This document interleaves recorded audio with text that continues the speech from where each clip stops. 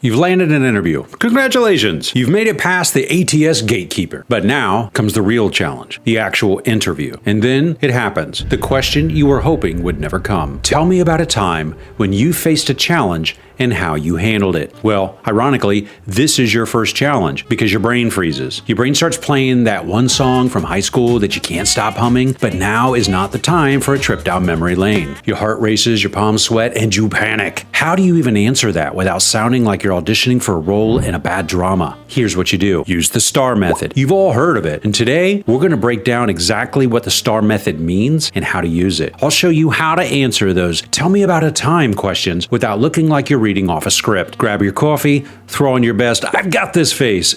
Let's dive in. Welcome to Decide to Thrive, the place where we shatter interview myths, arm you with real strategies, and sprinkle in some dry humor because, well, who said career advice can't be fun, right? I'm Thrive. I'm your career strategist, Fortune 500 HR manager, job search coach, and self-proclaimed HR escape artist, and I've helped hundreds of people stop sweating their interview answers and start answering like they already knew they've got the job. If you've seen my video on why job postings are written by people who clearly have too much time on their hands, or the one where I explain why "what's your greatest weakness" is actually a trap set by HR to see if you lie, then you already know. I don't do fluff. I get straight to the point. Today's topic, the STAR method, a powerful tool that helps you answer behavioral interview questions like a pro. I'm going to break it down step by step so you can use it in your next interview and leave the hiring manager impressed and slightly intimidated by how prepared you are. Let's get into this. What is the STAR method? Well, the STAR method is a structured way of answering behavioral interview questions. It's like a roadmap for your answers, so you don't end up telling the hiring manager about that time you got stuck in a revolving door for 15 minutes during your last job.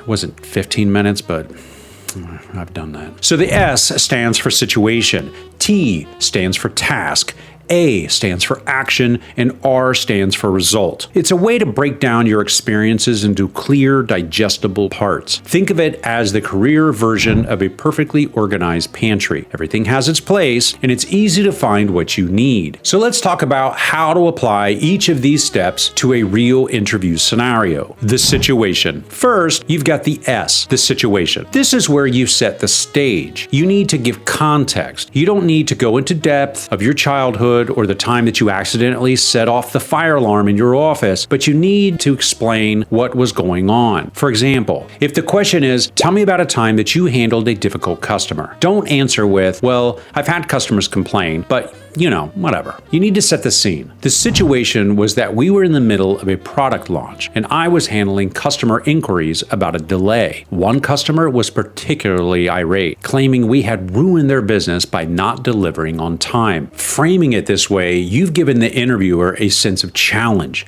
You've painted the picture. Don't get too carried away, though. No one cares if you were wearing your lucky socks that day. Focus on the relevant parts. The task. Next, we've got the T, the task. This is where you describe what was required of you. What were you supposed to do in the situation? What was your responsibility? So for the customer example, it might go something like this. My task was to resolve the customer's issue and to ensure they felt heard while maintaining the company's commitment to customer satisfaction. I was also tasked with preventing this situation from escalating into a public relations disaster. Boom. Now we're getting somewhere. You've told them what your job was in this scenario. You didn't just tell them that you handled it. You gave them specifics about what you were required to do to handle it. Now for the good stuff. The A, the action. This is where you get to shine. What did you do? This is your moment to show off. Humble brag. But let's be clear. Don't get bogged down in irrelevant details. You don't need to go on and on about how you had to take 12 different phone calls and text your friend about the situation. Focus on the actions that led to the result. For our customer example, you might say something like this. I immediately apologized to the customer. I acknowledged that we did have a delay here, and I ensured them that we were actively working to resolve the issue. I offered a partial refund as compensation, and